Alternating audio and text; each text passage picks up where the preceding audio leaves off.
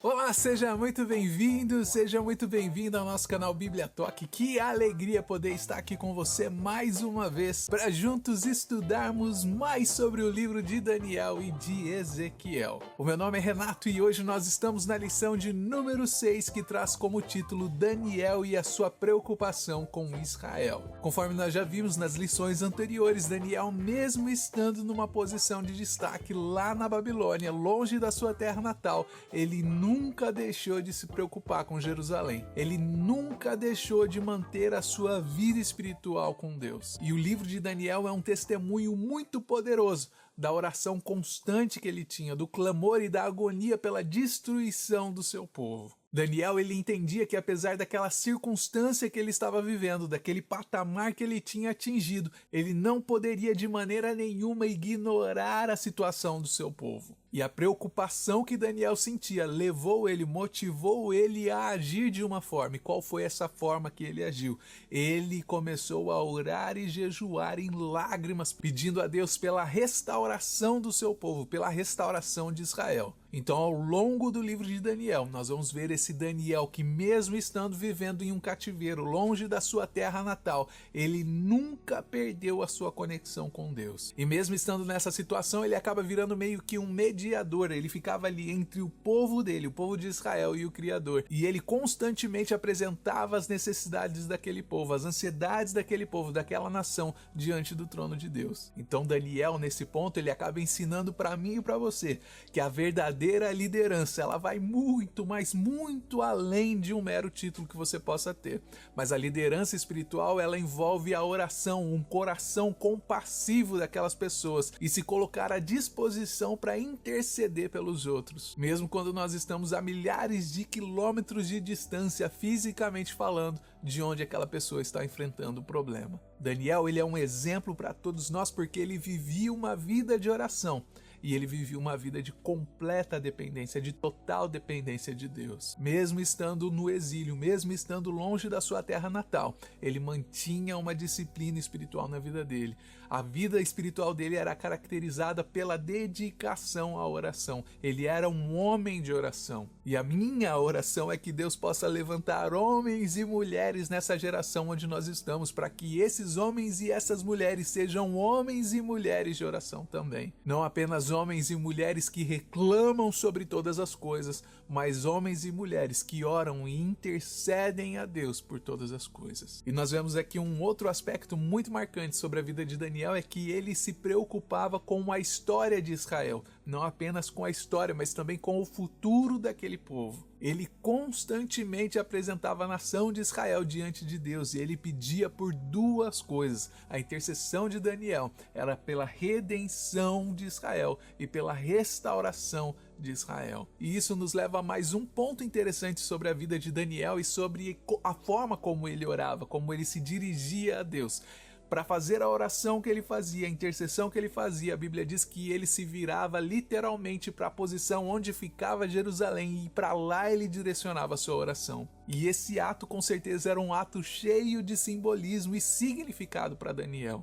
E é isso que nós vamos entender um pouquinho aqui também nessa lição de hoje. Porque esse gesto não era apenas uma formalidade religiosa, mas era uma expressão da fé de Daniel e da esperança que Daniel tinha na promessa divina de restauração. Quando Daniel ele voltava o seu rosto para a cidade santa, para Jerusalém, Daniel estava demonstrando a sua confiança nas promessas de Deus. Ele estava crendo que naquele momento de dificuldade de Israel, do povo israelita, Deus não tinha esquecido deles, Deus não tinha abandonado aquele povo. E essa prática de se virar para o lado da cidade santa, de se virar para Jerusalém, ela representava uma orientação dada pelo próprio rei Salomão durante ali a dedicação do templo. E nós vemos isso lá em 2 Crônicas, no capítulo 6, no versículo 21, onde o próprio rei Salomão, ele ora a Deus e pede para que Deus ouvisse as orações do seu povo, as orações que fossem dirigidas para Jerusalém. Hoje nós não fazemos isso, nós não oramos virados para Jerusalém, porque nós acreditamos que Deus está em todo lugar, mas naquela época existia o templo, existia a Arca da Aliança que representava presença de Deus. As pessoas oravam virando seu rosto para Jerusalém, porque ali era onde estava a presença de Deus. Mas nós sabemos que Jesus Cristo, ele morreu e ressuscitou, o véu foi rasgado e hoje todos nós temos acesso a Deus através de Jesus Cristo, independente de onde você esteja ou para o lado que você vira o teu rosto, Deus está lá em todos os momentos. Na atualidade existe ainda um grupo religioso que continua fazendo essa mesma coisa de virar o seu rosto, mas nesse momento eles fazem não olhando para a Arca da Aliança ou para o templo de Deus, mas eles fazem voltando o seu rosto para Meca. Se você conhece alguma comunidade muçulmana, você vai saber que em determinados momentos do dia, essas pessoas elas vão virar para uma posição específica, todas elas vão virar para essa mesma posição e ali elas vão prestar as suas orações. Mas voltando agora para Daniel, então nós vemos que essa prática de Daniel, ela nos ensina a importância da intercessão. Nós vemos que em todas as suas orações, em todas as suas intercessões, ele não pedia apenas pelo seu bem-estar, para que Deus abençoasse a sua vida, para que Deus prosperasse a sua vida, para que Deus tivesse misericórdia dele em si, mas ele orava pelo seu povo, ele colocava a sorte do seu povo, de toda a nação, nas mãos de Deus. É interessante porque muitas vezes a gente ora por tantas coisas, mas todas essas coisas que nós estamos orando, elas são relacionadas de alguma forma com as nossas próprias vidas, com o nosso próprio bem-estar. Mas é interessante que Daniel via a existência dele não apenas por ele mesmo, mas como um todo da sua nação. E ele reconhecia que a restauração de Israel, ela dependia da misericórdia e da intervenção de Deus. Então nós vemos que a oração intercessora, ela acaba mostrando um profundo amor que vai muito além de você mesmo, mas é um compromisso com o povo de Deus, com a missão de Deus. Afinal de contas, nós temos essa missão também. Deus falou que nós devemos amar uns aos outros, e quando nós nos amamos uns aos outros, nós oramos um pelos outros. Assim nós mostramos o nosso amor pela nossa comunidade, pelo povo de Deus. E além disso, a atitude de Daniel ao orar por Jerusalém acaba nos ensinando também sobre a eficácia da oração intercessora. Porque Daniel, ele acreditava, ele tinha certeza que os ouvidos de Deus estavam sempre abertos para ouvir as orações que fossem sinceras e fervorosas. E essa mesma crença, ela é confirmada pelo salmista, porque ele nos convida também a orar por Jerusalém. Não era uma coisa apenas para Daniel, mas uma coisa para mim e para você nos dias de hoje. E ele diz que existem grandes bênçãos separadas para aqueles que fazem isso, e isso está escrito lá em Salmo 122, no verso 6. Então a vida de Daniel, sem dúvidas, é um grande exemplo para mim e para você, é um exemplo muito poderoso,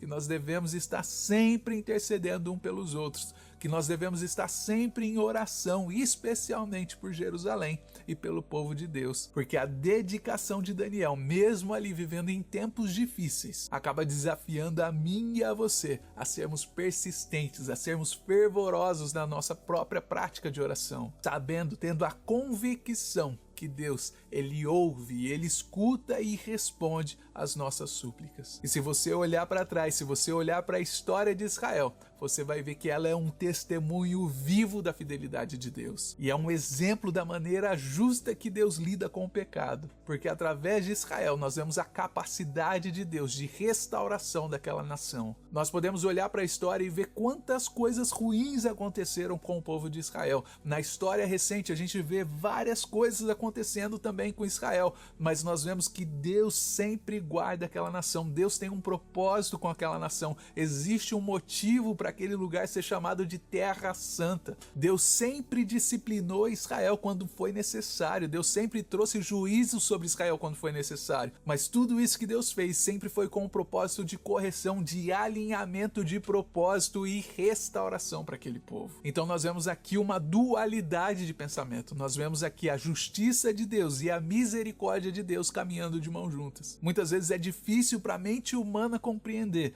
mas nós servimos a um Deus que é justo e misericordioso, e é porque ele é justo que ele traz o juízo, e é por causa do juízo que ele traz a misericórdia. Através da Bíblia nós sabemos que os projetos de Deus, eles são insondáveis e ultrapassam os limites do nosso entendimento humano. E isso fica evidente quando nós olhamos aqui para a vida e para o ministério de Daniel. Porque o livro de Daniel, ele apresenta para mim e para você, apesar de todas as calamidades humanas, que existe um Deus que é soberano, um Deus que é Senhor da história. Lá em Daniel capítulo 7 nós temos um exemplo muito bonito disso, da soberania de Deus, quando Daniel vai falar sobre a visão dos 4 animais, porque essa visão nos traz um exemplo poderoso da representação do domínio eterno de Deus sobre todos os outros reinos desse mundo. Então, meu irmão e minha irmã, apesar desse caos que nós vemos aparentemente, de todas as tragédias que acontecem a cada minuto nessa terra, Deus, ele está no controle de todas as coisas, ele está no controle absoluto de tudo, ele não perdeu o controle,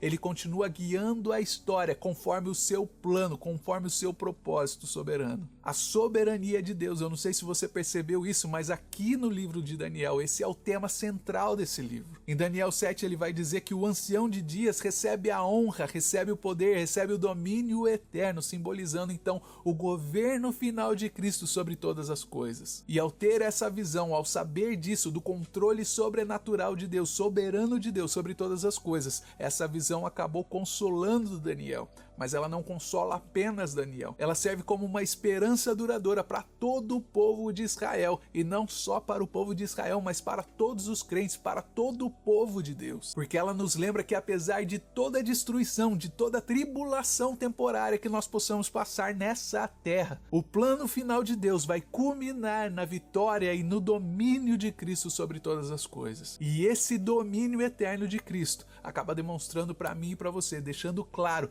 que Deus ele anuncia o fim de todas as coisas desde o princípio. E isso deixa assegurado para mim e para você no dia de hoje, que estamos ouvindo isso, que estamos estudando isso, que Deus, que o próprio Deus, ele está orquestrando todas as coisas de acordo com a sua vontade soberana. Então, quando nós temos essa compreensão dos projetos de Deus, quando nós entendemos o que Deus está fazendo, isso nos convida a confiar nele, a descansar nele, na sabedoria dele e no tempo dele, porque muitas vezes eu e você, nós podemos até não entender os caminhos de Deus, nós podemos não entender o que está acontecendo ao nosso redor, ou não entender os eventos que estão acontecendo ao nosso redor, mas a Bíblia nos ensina que os planos de Deus são perfeitos, que os planos dele são maiores do que os nossos, que o ouvido nunca ouviu o que ele tem para nossas vidas, e que ele está sempre trabalhando para aqueles que o amam. Então, meu irmão e minha irmã, a história de Israel,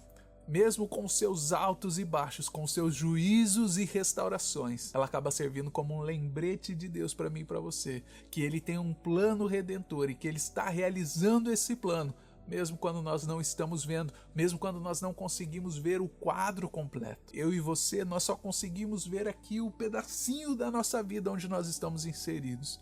Mas é Deus que consegue ver o quadro completo. Deus conhece todas as coisas. Deus conhece o seu coração. Deus conhece a sua mente. Antes que você levantasse da cama hoje, ele já sabia tudo que você ia fazer e tudo que ele tinha para a sua vida. Então é por isso que quando nós olhamos para o livro de Daniel, nós somos convidados, nós somos chamados a reconhecer a grandeza desses projetos de Deus, dos projetos divinos, e descansarmos na soberania de Deus. Porque de uma coisa nós sabemos: Deus é fiel às suas promessas e ele está constantemente trabalhando para trazer restauração e redenção para o seu povo. E a nossa resposta para tudo isso que Deus nos proporciona deve ser a nossa confiança e a nossa adoração, tendo a certeza, tendo a confiança, a convicção de que Deus está no controle de todas as coisas e que tudo está acontecendo de acordo com o seu plano, sabendo que todos os planos dele são planos bons e trazem a glória para o nome dele. Porque mesmo em tempos de adversidade, Daniel e o profeta Ezequiel, que eram contemporâneos da época dele, eles desempenharam papéis que eram cruciais para aquele povo.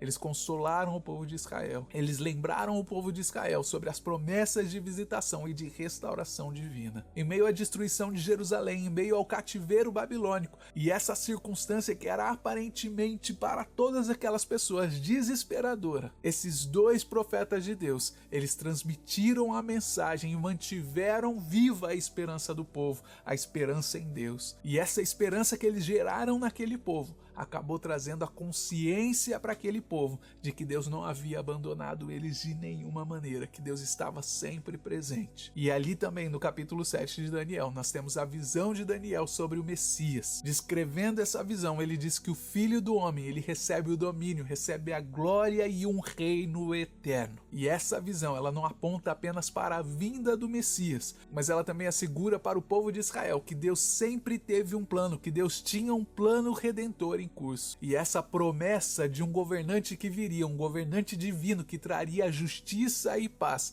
naquele momento, acaba oferecendo para aquele povo o conforto e a esperança que eles precisavam. E acaba então reforçando a confiança na fidelidade de Deus para cumprir as suas promessas. Já por outro lado, Ezequiel, ele acaba contribuindo de uma maneira muito significativa com as profecias de restauração que ele trazia para o povo de Israel. Nós temos exemplos como Ezequiel capítulo 37, onde nós vemos ali o famoso Vale de Ossos Secos, que é um exemplo muito poderoso, uma metáfora poderosa sobre o que Deus iria fazer na restauração do seu povo, porque essa visão dos ossos secos ganhando vida, voltando novamente à vida, acabava simbolizando então a renovação espiritual, a renovação da nação do povo de Deus. E essa mensagem era uma mensagem muito especial, era crucial para aquele povo naquela situação que estava enfrentando naquele momento o exílio, porque para muitas daquelas pessoas que estavam ali vivendo o exílio na Babilônia, para eles já estava tudo consumado, eles já estavam mortos, eles estavam como sendo ossos secos. Mas essa profecia acaba mostrando para eles, acaba despertando neles que mesmo nessa situação desesperadora que eles estavam enfrentando, Deus ainda tinha o poder. Na verdade, Deus sempre tem todo o poder de trazer de volta aquelas pessoas que se achavam ossos secos de volta à vida e à restauração. Então essas profecias e visões de Daniel e Ezequiel acabam destacando a natureza redentora do plano de Deus. Porque mesmo diante de uma destruição total, mesmo diante de um vale cheio de ossos secos, ainda existe esperança em Deus para o nosso futuro. Deus acaba usando esses profetas para assegurar para o seu povo, e isso inclui não apenas Israel no passado, Israel no presente, mas a mim e a você nos dias de hoje, que apesar dessas adversidades, elas são temporárias, elas acabam, um dia elas terão fim, e que nós tenhamos a certeza dentro do nosso coração que Deus, ele está trabalhando para o melhor. Sermos cristãos não significa viver em uma vida como se fosse um mar de rosas. Nessa vida nós teremos aflições, mas Cristo Jesus, ele venceu o mundo para que eu e você pudéssemos vencer nele e chegarmos nesse dia onde não existirá choro, não haverá tristeza nem dor, porque Deus está trabalhando e preparando algo muito maior para mim e para você. E é essa certeza que nós precisamos ter dentro da nossa mente, gravada dentro do nosso coração, porque essa certeza de um futuro restaurado foi aquilo que manteve a fé do povo israelita naquele tempo, e é o que continua mantendo a nossa chama viva, mantendo a nossa esperança viva nos dias de hoje. Então essa mensagem de esperança que foi transmitida por Daniel e Ezequiel, ela é um convite para mim e para você, para que nós possamos manter a nossa fé mesmo em tempos de dificuldade. Assim como Deus prometeu restaurar Israel, ele promete para mim e para você, ele promete para o seu povo que ele nunca nos deixaria só. Ele está conosco no momento de mais dificuldade, mesmo que você esteja enfrentando a fornalha aquecida 7 vezes mais, ele é o quarto homem, ele nunca te abandona e ele nos promete uma restauração. E esse estudo acaba nos lembrando que independente das circunstâncias que nós estamos vivendo, Deus, ele está no controle. Deus tem um plano para a sua vida, ele tem um plano final e é um plano de restauração e de esperança. Então a confiança nas promessas de Deus, nas promessas que ele nos fez, é o que nos dá força para perseverar no meio das nossas dificuldades, para que nós possamos manter o foco no futuro glorioso que ele tem preparado e reservado para cada um de nós. A preocupação de Daniel com Israel foi um catalisador para sua constante intercessão, o que acabou resultando em atos poderosos de restauração divina ao longo de todos os tempos. Então a vida de Daniel nos ensina a importância de uma vida de oração na presença de Deus. Nós vemos ao longo da história que a história de Israel, ela foi marcada por períodos de sofrimento como o cativeiro babilônico, como o holocausto, e tudo isso acaba evidenciando a fidelidade de Deus mesmo em meio de tanta adversidade, porque mesmo nos momentos mais sombrios da história de Israel, quando parecia que estava tudo perdido, que parecia que ia ser o fim daquele povo, a mão de Deus ela nunca se afastou completamente daquela nação. Deus ele permitiu que Israel passasse por momentos de provações, mas ele sempre fez isso com um propósito redentor e um plano de restauração daquele povo. Então essas experiências dolorosas de Israel, elas servem para mim e para você como sendo um testemunho poderoso de que Deus ele nunca abandona aqueles que são seus e que ele está sempre trabalhando para trazer o bem supremo, mesmo dessas situações que são diversas. E eu espero do fundo do meu coração que com essa aula de hoje você tenha aprendido pelo menos uma coisa ou duas, e se Deus quiser, eu te vejo no próximo vídeo.